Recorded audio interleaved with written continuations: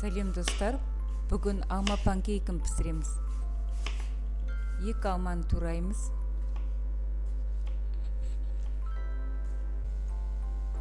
Жарты стакан қант саламыз.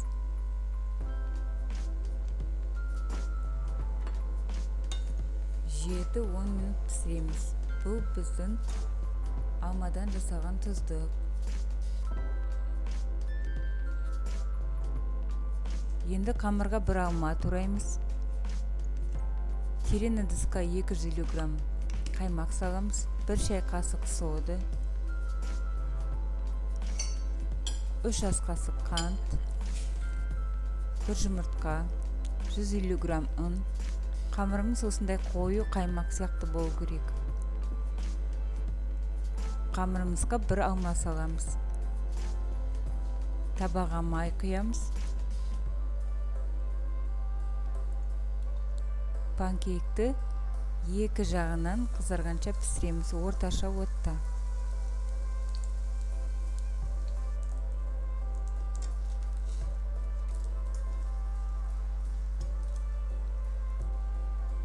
Панкейкіміз дайын. Оған тұздығымызды саламыз. Астарыңыз дәмді болсын.